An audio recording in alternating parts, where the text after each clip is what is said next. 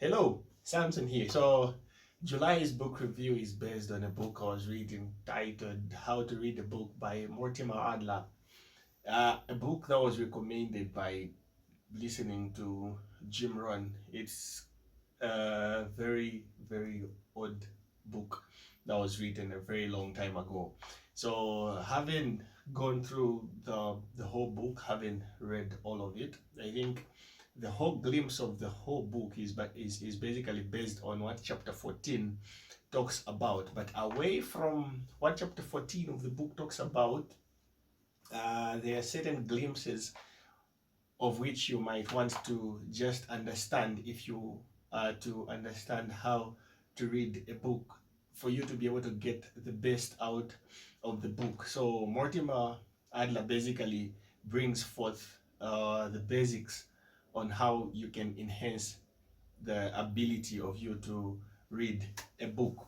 But before we go into what chapter 14 is about, because that is where the basis of the whole book depends, the book is divided into like three sections where the first part of the book, the first part is dealing with the activity of reading. So the activity of reading and um, everything that has to do with a reader's life. So there is the average reader, and then there is a reading of reading, teachers which are dead in their life, so dead teachers which are literally books, and then there is a defeat of schools and the school system. Then there is also reading that has to be based on self-help, and then part two of the book deals with the rules of reading. I think in chapter 14 we're going to look at what the rules are of reading a book, and then the last part of the book has to deal with the rest of the reader's life. So if you need to read the whole lot of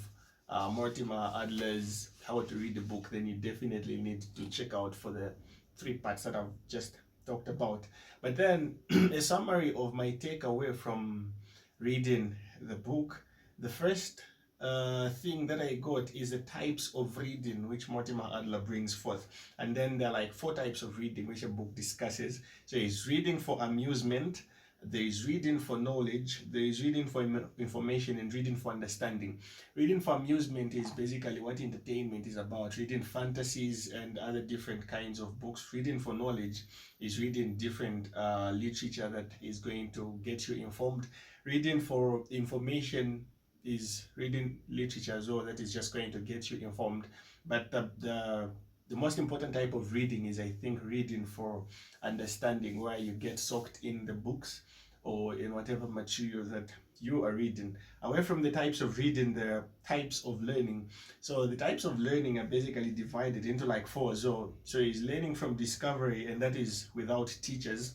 So you get to discover stuff on your own. And then there is learning from instruction, that is with the aid of teachers, and there is learning from live teachers. So these are lectures and listening to different podcasts, audiobooks, and whatnot. And then there are also dead teachers. So books are referred to as dead teachers.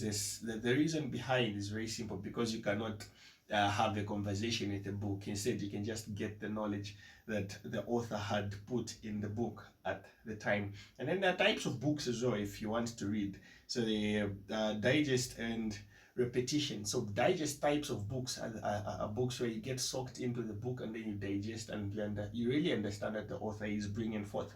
Then there is repetition, a book that you just need to read and reread.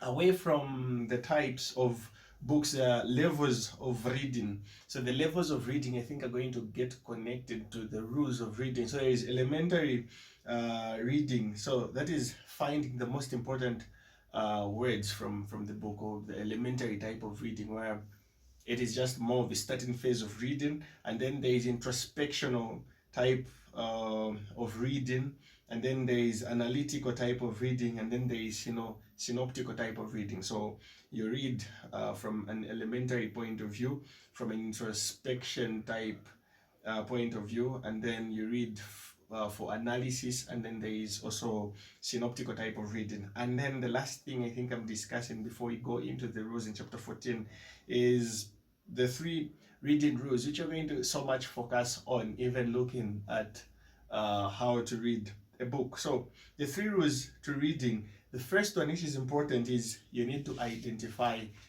the words that the author is bringing forth in every type of book that you want to read. How to read a book, for example,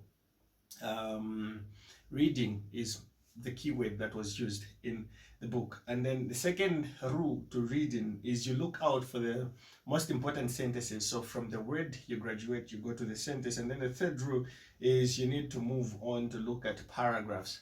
What is the author trying to communicate? Finally, chapter 14, how to read a book. So in order for you to grasp a lot of data from a book that you are reading, there are the following which are supposed to be followed. The first one is the analysis of the book and its structure. So for you to get the most out of the book, you need to understand what type of book it is firstly, then understand the structure that comes. You analyze the structure that comes with a book. So looking at the structure, you need to classify the book according to the subject matter. Is it a scientific book? Is it a philosophical book? Is it a historical book? And anything else that is related to that. Then apart from that, you need to state what the whole book is about with all out of your brevity. And then the third thing is you need to enumerate its major parts in order for you to relate to whatever the subject matter of the book is. And then the fourth thing in analyzing the book structure is defining the problem that the author is trying to solve in the book that he is discussing. And then how to read a book. The second point is practically the interpretation of the book. So after having analyzed the book, you need to interpret what the book is about. That is the second rule. So in the interpretation of the book's content, what you need to do is to come to terms with the other basics that the author is trying to bring out from the book. And then you need to grasp, the second thing is grasp the author's leading projection that he's bringing forth from the book. And then the third thing is you need to know what the author's argument is about by finding the constructions that he's using in the book. And then the fourth thing is you need to determine which of his problems have been solved in the book. So after analyzing, you go to the interpretation of the book where you do all the four that I've discussed. And then the third thing that you are doing after analyzing, interpreting, is the criticism of the book. So the criticism of the book and the communication of the knowledge that the book has to bring forth.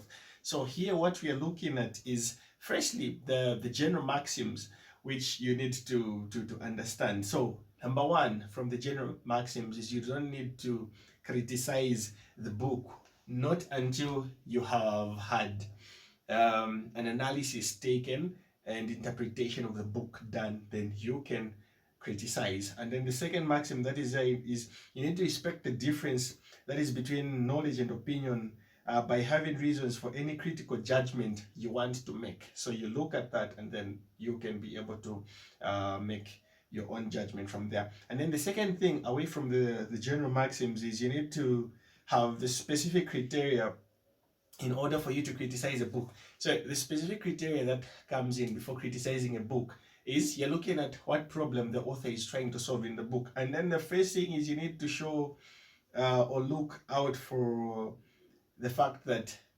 if you have issues in the book and your criticism you feel is right, you look at the points. If the author was uninformed, so check out if the author was uninformed. Second thing is you look out if the author was misinformed, and then you also look out if the author was illogical. And then the fourth thing rather, is you need to look at the author's analysis, which was either incomplete, looking at the criticism that you have to bring forth in your book. So this is pretty much of Mortimer Adler's how to read a book. So from the 3 rules to the 3 sections that you just need to focus on for you to grasp like the whole thing, the meaning rather, or the problem that the author is trying to solve in his writing and whatnot.